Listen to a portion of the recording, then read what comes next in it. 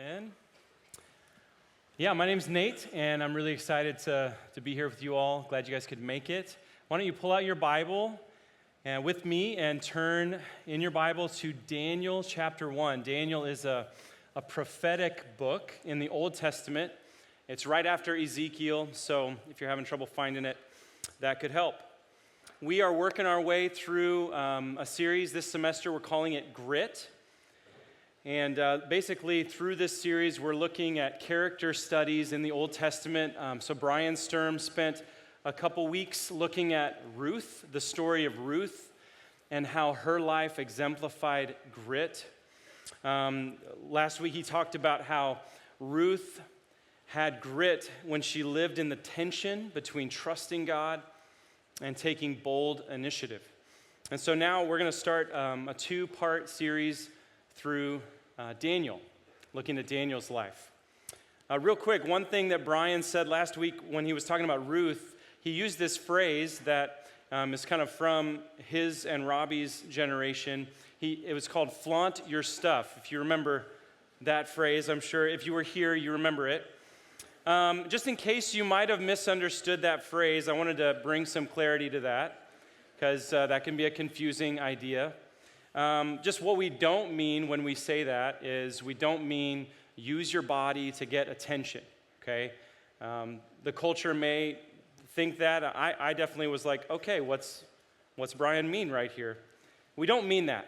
But what it does mean is that it's okay to say, hey, I'm worth pursuing, and you do that by showing your character and your availability, and that's what Ruth was doing. So I just thought I'd bring a little clarity to that from last week. Tonight, we're in Daniel, though. So, what we're going to be looking at in Daniel is how there is no compromise in grit. So let's dive into Daniel 1 and kind of get a feel for what's going on. Verse 1. It says, in the third year of the reign of Jehoiakim, king of Judah, Nebuchadnezzar, king of Babylon, came to Jerusalem and besieged it. And the Lord gave Jehoiakim, king of Judah, into his hand with some of the vessels of the house of God. And he brought them to the land of Shinar, to the house of his God, and placed the vessels in the treasury of his God. Okay, so there's a lot going on in those verses, and it might be confusing to you a little bit. A lot of names, a lot of places, a lot of like cultural context. But here's what I want to do tonight as we make our way through Daniel chapter 1. We're going to do what I'm going to call some gritty math. And so maybe there's probably like two groups of people in here, people that do math all day, and they're like, all right, gritty math at Christian Challenge. Let's go. If you're excited about math, hey, yeah. So we got like some engineers in here. Then there's others in here who are like, I haven't done math since high school, and I will not do math again. Yeah, right, okay. But we're going to see some gritty math. So the first, you kind of got to start with something. Verse 1 and 2 is total devastation. Total devastation is what we see in verse 1 and 2. Let me unpack that for you. So all of these names, you got the king of Judah, Jehoiakim. Then you have Nebuchadnezzar, the king of Babylon. It's a kingdom to the north of Israel. And Judah, that's like Jerusalem. So Jehoiakim is the king in Jerusalem. And it says the Lord gave Jehoiakim into Nebuchadnezzar's hand. And this is a very, very low moment in Israel's history. You actually have, it just says there that Nebuchadnezzar besieged the city. What happened, we see it in 2 Kings, the Babylonians surrounded Jerusalem and they just starved the people out. They didn't let anything in or out, and it got really, really bleak. It's so dark. There's moments in our Bible, in Lamentations, in 2 Kings, where it talks about how the people were engaging in cannibalism because they were starving.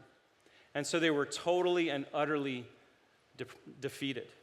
Then the wall came down, and this army just came through, and it was horrific. 2 Kings talks about how they captured the king of Israel, and they lined up all of his lineage, his legacy, his sons, And they slaughtered them in front of him, and then they gouged out his eyes before they took him as a slave to Babylon.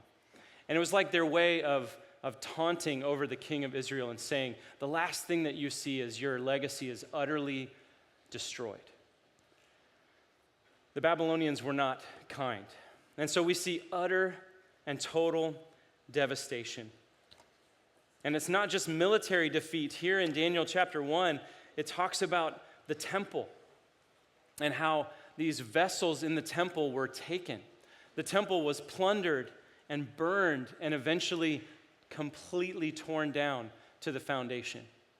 And again, it's like the Babylonians were taunting the people of Israel, saying, your God is weak, and our God has defeated your God. And so they took these holy, sacred elements from the temple and they took them to their God in Babylon. And so just imagine what it would have been like for Daniel. He's really young. He's probably between 14 and 17, but he's in this nobility. He's in this line of the people of Judah. And he's an Israelite, and he's seeing everything that he's like built his life on, all the promises of God, totally come crashing down around him. It's really hard for us to fathom, right, as Americans. We can't really imagine another country like sweeping across America and winning a gruesome land war. I mean, that would just be, it's just unimaginable in our lifetime. To have our leaders slaughtered, and then for our young people, the best people to be taken as slaves. We just can't relate to it. Let's keep reading in verse 3. Total devastation. What are we going to add to that? Verse 3. Then the king, that's Nebuchadnezzar, commanded Ashpenaz, his chief eunuch, to bring some of the people of Israel, both of the royal family and of the nobility, youths without blemish, of good appearance, and skillful in all wisdom, endowed with knowledge, understanding, learning, and competent to stand in the king's palace, and to teach them the literature and language of the Chaldeans. The king assigned them a daily portion of the food that the king ate and of the wine that he drank. They were to be educated for 3 years, and at the end of that time, they were to stand before the king. Among these were Daniel, Hananiah, Mishael, and Azariah of the tribe of Judah. And the chief of the eunuchs gave them names. Daniel he called Belteshazzar. Hananiah he called Shadrach. Mishael he called Meshach. And Azariah he called Abednego. So if you grew up with VeggieTales, you may know different names there in verse 7. But here we go. Total devastation plus intense cultural pressure.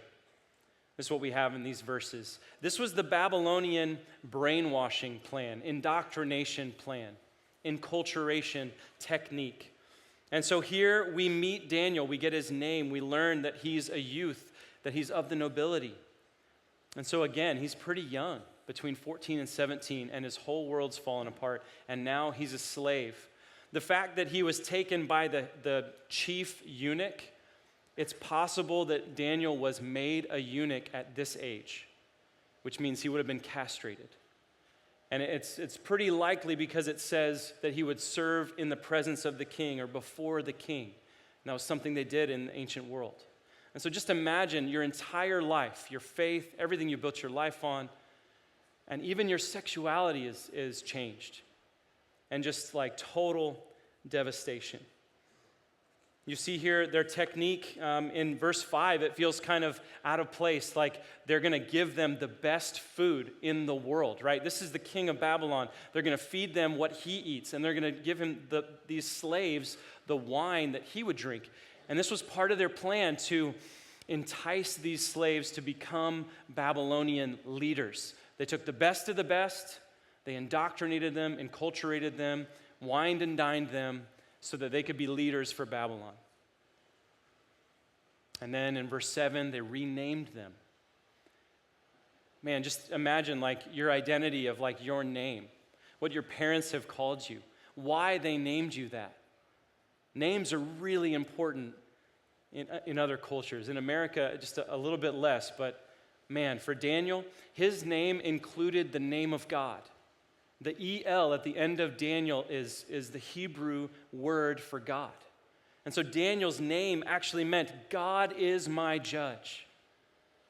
And he had been told that and meditated on that, and that encouraged his faith, I'm sure.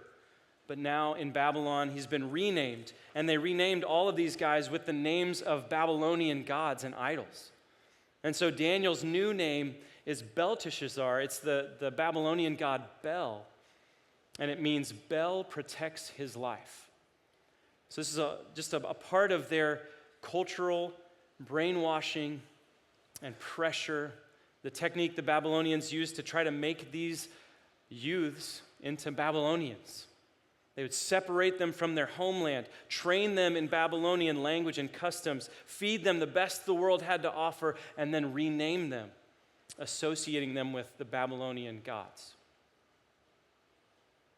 And while it's really hard for us to relate to total devastation, I actually think that each one of you can relate to intense cultural pressure. I think it's very relevant, especially while you're at college. College is a time, it's like a pressure cooker.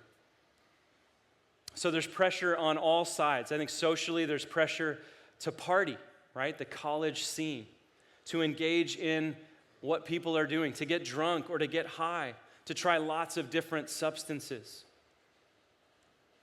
I've heard guys tell me that while they were at K-State, they were getting high every night. It was just part of the nightly ritual in their friend group. There's pressure in the college scene to push the limits sexually, right? I've heard multiple students talk about how their friend groups would like celebrate and throw a party when they went all the way with somebody. There's just pressure. There's pressure, I've heard of pressure to use like different pornography avenues. Like people will say, hey, use my account. You should get into this. This is a great way to look at porn.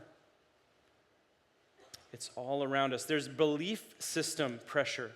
We've heard a lot about professors on campus who will like have the room stand up and then they'll say, if you believe this, and they'll say something that's from the Christian worldview and make the class divide. Like if you believe this, walk on this side, and if you don't, go over here. Or vice versa, they'll give some like belief system that the culture is pressuring you to believe. Man, pressure-packed moments on a college campus.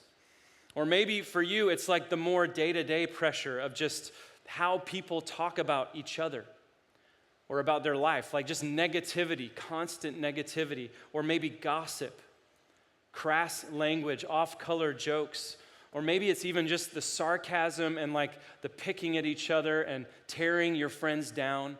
These are all just so normal in the college scene. So as I've been talking, I just want you to think, like, have you felt this kind of pressure? Can you relate to Daniel? There's a pressure cooker, there's indoctrination, there's enculturation, there's people trying to wine and dine you, like pull you in to the best that the world has to offer. Maybe this is part of your story. Like maybe this year you've come to college and then you've like caved to pressure. You've done things that you knew were wrong. You've compromised. Maybe some of you are in the midst of that right now.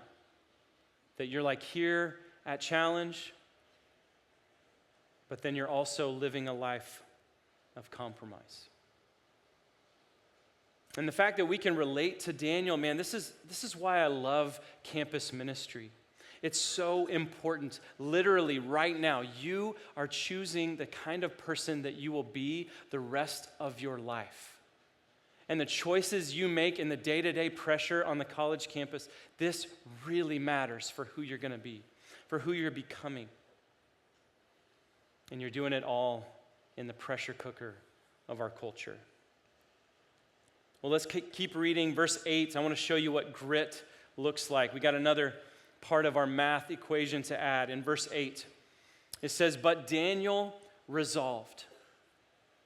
It's a great way to start that sentence. But Daniel resolved that he would not defile himself with the king's food or with the wine that he drank. Therefore, he asked the chief of the eunuchs to allow him not to defile himself. So we got total devastation. We've got immense cultural pressure. And then we're going to add to that risky, grit-filled resolve. That's what we're doing with our equation. Risky, grit-filled resolve. I want to pause in verse 8 and just talk about this. The Hebrew word used here for resolve is really cool. It means determining in your heart, or it means to make up your mind. Daniel determined in his heart. He's like, I'm not doing that. He drew a line in the sand. He said, not today. And it took so much courage. There's a lot of risk in this moment. I mean, just think about it. He's a slave. He has no power at all. And he goes to this person. I mean, what do you do with slaves if you're a Babylonian with a slave that gives you trouble? Daniel's risking his life to not go with the flow, to not just do what everyone else is doing. And it's risky, and it's just his resolve is so inspiring. Why does Daniel draw the line here? We can see actually through the whole book, he's never going to really own the name. And in fact, in chapter 4, Nebuchadnezzar actually says like, hey, we kind of tried to call you this, but they keep calling him Daniel. So I think he also kind of drew a line on don't call me, Bel protects his life. But here we see him risking his life to not eat the food. And the simple answer is that Daniel knew God's word. And so in the first 5 books of the Bible, there was clear outlining from God to his people about how they should eat. And a lot of the dietary restrictions were so that they would be separate from the other nations that they were going to go into the promised land and expel. And those nations were doing a lot of things, sacrificing to their gods and eating this kind of food, and especially meat that was unclean and unfit for an Israelite. And so Daniel had meditated on the word. He knew the word. And he knew, I'm not going to disobey God. And so what we can learn from Daniel right here is if God's word is clear on something, then we can't compromise on the issue. Daniel's a great example of this. This is what grit looks like. It looks like seeing something that's being pressed upon you and knowing God's word well enough to say, no, that's not what we do as the people of God. I'm not doing that. Let's keep reading and add to our equation. We got verse 9 through 16. And God gave Daniel favor and compassion in the sight of the chief of the eunuchs, so he doesn't kill him, right?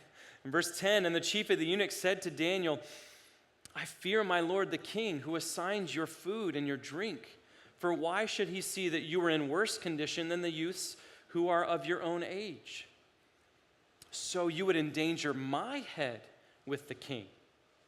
Then Daniel said to the steward, whom the chief of the eunuchs had assigned over Daniel, Hananiah, Mishael, and Azariah, test your servants for 10 days. Let us be given vegetables to eat and water to drink. Then our appearance and the appearance of the youths who eat the king's food be observed by you, and deal with your servants according to what you see. So he listened to them in the matter and tested them for 10 days. At the end of 10 days, it was seen that they were better in appearance and fatter in flesh than all the youths who ate the king's food. So the steward took away their food and the wine they were to drink and gave them vegetables. The end of that last verse, it's a little hard for me. He gave them vegetables. Maybe you can relate. Maybe you're like Ron Swanson here. This is we got a picture of Ron Swanson. We got a meme in the slides. Right? You get salad and you're like, I'm sorry, that's the food my food eats. That's not for me.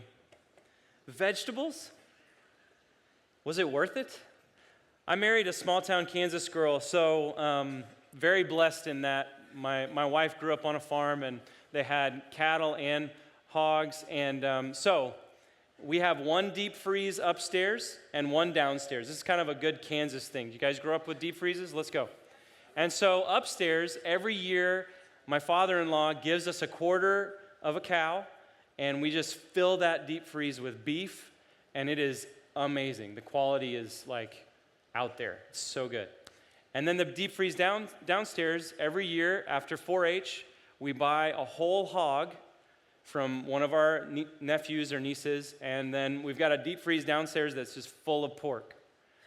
And we just eat that for a whole year before we repeat. So let's just suffice it to say I'm not a vegetarian. And so when I read this, my heart is like, verse 12 is like painful for me, or verse 16, like, no, not vegetables, only vegetables. But as painful as it is, it's been really good for me to meditate on this idea that as good as bacon is, and we all love bacon, as good as bacon is, meat apart from God is death. If there was some law where I couldn't eat bacon and know God, then I'm never eating bacon again. And Daniel is right there. As painful as it is, he says, I'm a vegetarian. Just give me vegetables and water. Take some serious grit. But what we see is that knowing God, obeying God, pleasing God, the life of grit says that's more valuable than anything. It's more valuable than my own desires or my pleasure or my preferences or being liked by my friends or loved by my girlfriend or boyfriend.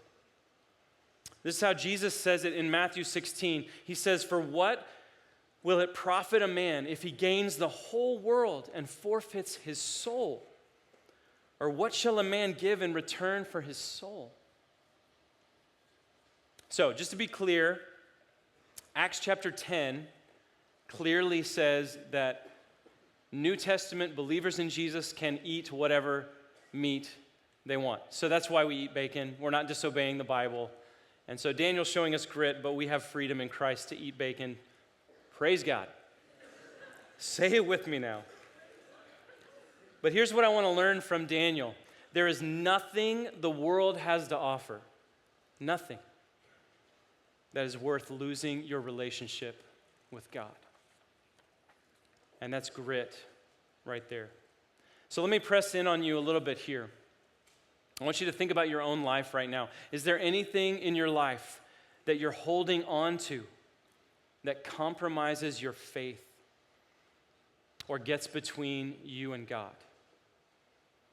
Are you trying to live in both worlds right now? Do you come to challenge but also dabble in the party scene on the weekends?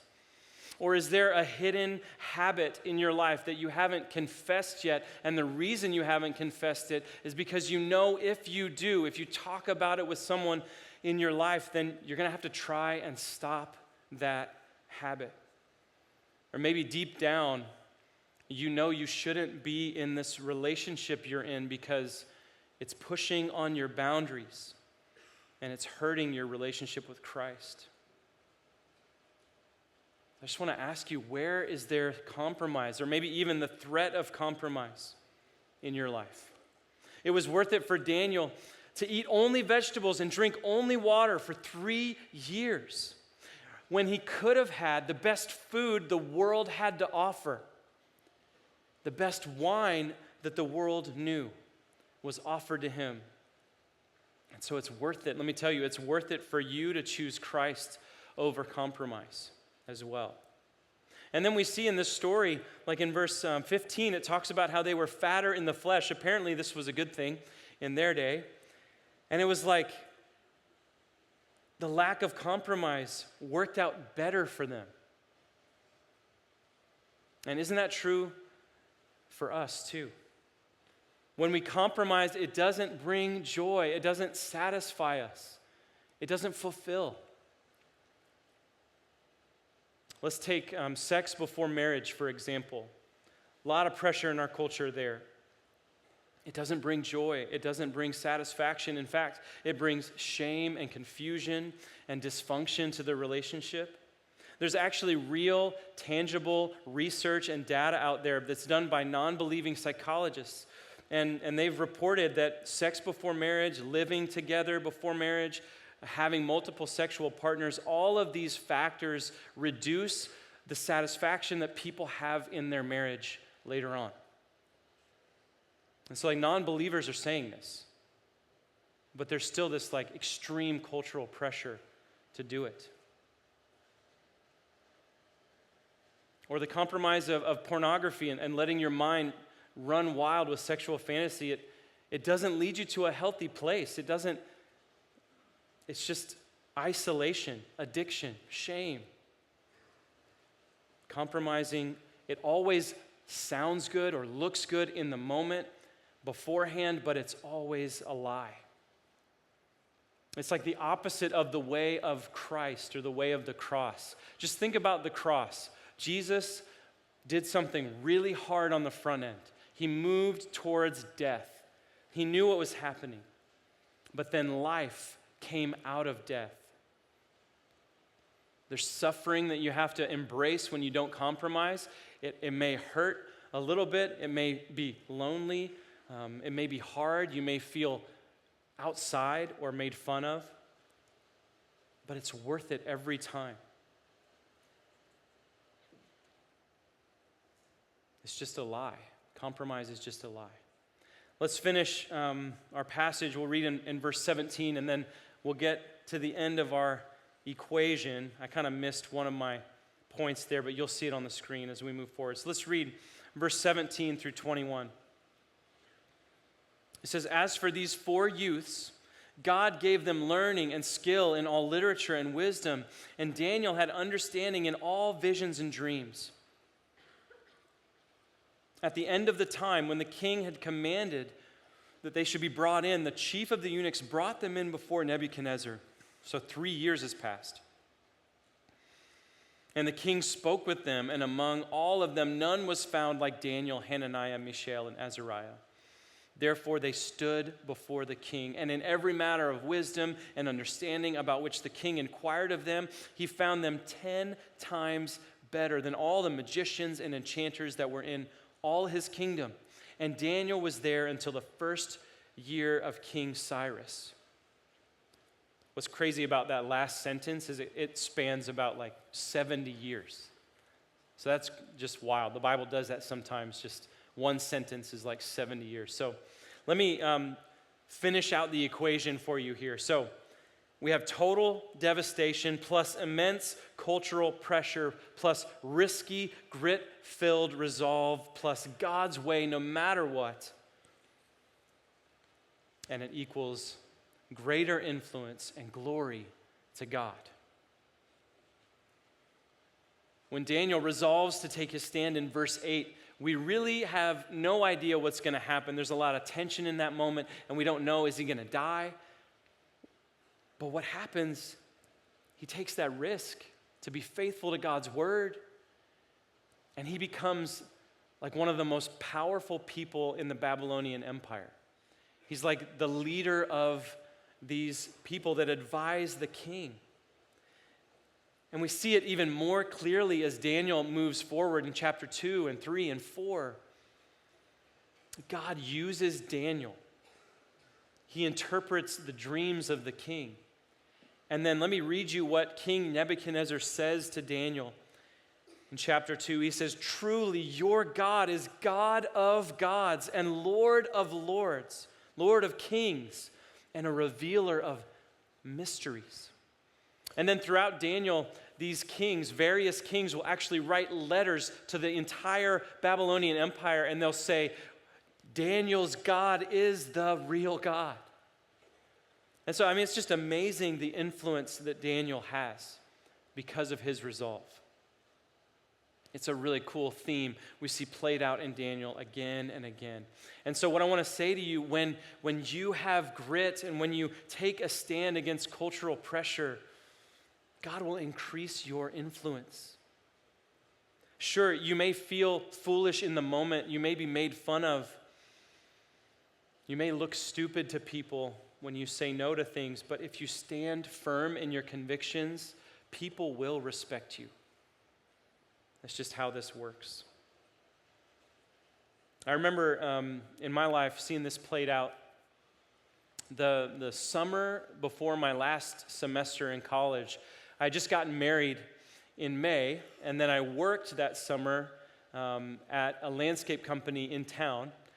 And my wife and I were just scraping by. I was just about to getting ready to student teach, and so I knew in the fall I wasn't going to be able to make any money, and it was a fun time in life. But I worked at this landscape crew. It was hard work in the sun on a crew.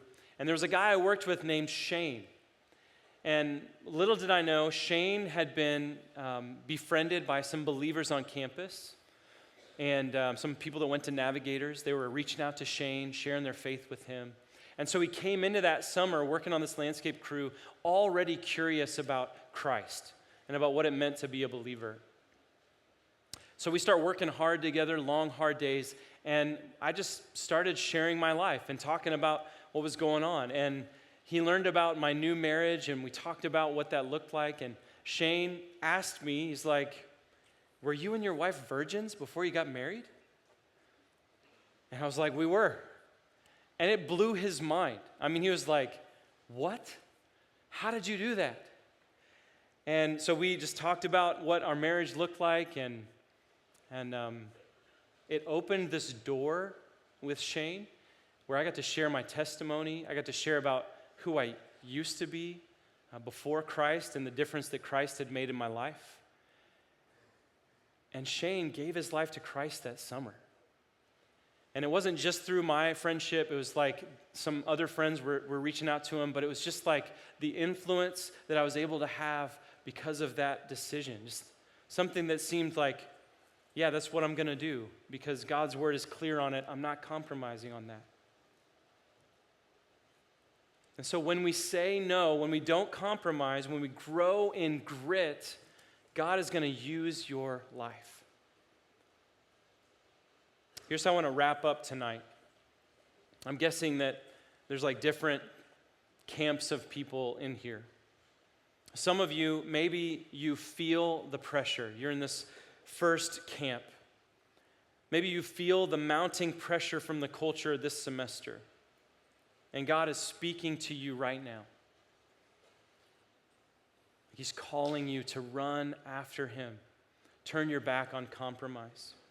Maybe you're close to compromising. There's a decision in your life or something that you're kind of flirting with the idea of. I just want to implore you, listen to him. Turn your back on compromise. Abide in Christ. Romans 12:2 says, "Do not be conformed to this world, but be transformed by the renewal of your mind, that by testing you may discern what is the will of God, what is good and acceptable and perfect." It's going to take grit, but you can say no. You can stand your ground with Christ and look foolish in the eyes of the world. You can be bold and speak up and say, no, that's not what believers do. Maybe you're here tonight and you need community. If you notice in our story, Daniel had 3 friends that he did this with. They risked it all together. It's pretty cool. You see this community throughout the book of Daniel. And so to have this community, you've got to open up your life to other believers. It's a huge vision, huge part of why we do life groups is so that you would find a community, like a group of a couple friends, real life friends. Emma Stanbaugh, she knows. Real life friends. People you can open up to. People you can confess your sin to. So I just encourage you. Let's read 2 Timothy 2:22. It says, "Flee youthful passions and pursue righteousness, faith, love, and peace, along with those who call on the Lord from a pure heart." You see the community there. We do this together. And finally, some of you, maybe here tonight and your life is full of compromise and you know it. Maybe there's places in your life that you know you have hidden sin that you've never told anyone about. Maybe there's bad choices that you keep making. Maybe there's a part of your heart that loves those choices. Maybe you're here tonight and you're not following Christ and you know it. And so let me just implore you, you don't have to be defined by compromise. You don't have to. The path forward looks like dragging that into the light and confessing your sin. James 5:16 says, "Therefore confess your sins to one another and pray for one another that you may be healed." And so don't let tonight just fade into the routine of college, the routine of your addiction or your hidden sin. Don't just come to challenge and then go and just live in this compromised life. Throw off that sin, like Hebrews 12 says. It says, "Let us also lay aside every weight and sin which clings so closely, and let us run with endurance the race that is set before us, looking to Jesus." You can come clean tonight. You can leave behind these weak, unsatisfying ways of life. I do want to say this, that this life of grit is not perfection. I'm not talking about perfection. I'm talking about holiness. And I want to define the difference here. From cover to cover, God's heart for his people is that they would be holy. And what holy means is like set apart, different, distinct from the culture. It doesn't mean perfect. Okay, we can't be perfect. Philippians 2 says it this way about our holiness. In the midst of a crooked and warped generation, we should shine like stars in the sky as we hold on to the word of life. Jesus talks about it like this. He says, "You're the salt of the earth. You're the light of the world. In the same way, let your light shine before others so that they may see your good works and give glory to your Father who's in heaven." But the gospel shows us we can't do this in our own righteousness. Our righteousness is like filthy rags before God. We need the grace of God. And uncompromising grit knows that we need grace. Titus 2:11, one of my favorite verses on this, says, "For the grace of God has appeared, bringing salvation for all people, training us to renounce ungodliness and worldly passions and to live self-controlled, upright, and godly lives in the present age."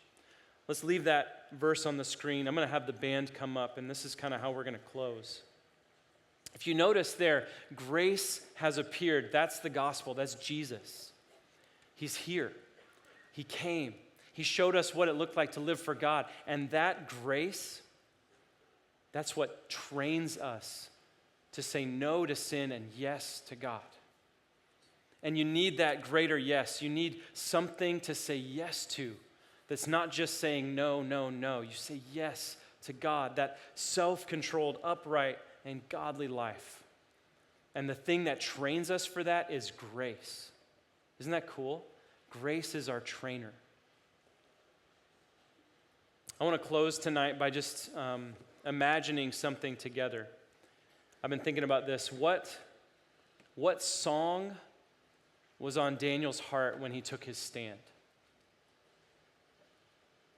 I've got one in mind. And we're going to sing it together. Teenage Daniel, threatened with his very life, everything taken from him, and then tempted with the best the world had to offer. He said no. And I think the song on his heart was "Give Me Jesus." It's this 1800s spiritual that has its roots in African American slaves during that time period. As they're living this really hard life, they're just meditating on, you can have the whole world. Just give me Jesus. And just that chorus again and again. And then I want to walk through the verses here. They're so simple, and so they just repeat this phrase like, in the morning when I rise. The life of grit knows, like every time I wake up, I need to reorient my heart to say, give me Jesus. And then it says, oh, and when I am alone. And so just who are you when no one's watching? Like, do you have integrity in your faith? Give me Jesus when I'm alone. And then it ends. And I can just imagine Daniel and the slaves meditating on this when I come to die. It's like, my life doesn't matter if I have Christ. Like, you can have the whole world, because when I die, give me Jesus is going to be the refrain on my heart. And so just imagining Daniel saying, you can have all the world, just give me Jesus. So I want to lead us now. Just stand up where you're at. And I just encourage you, we're going to sing this song together.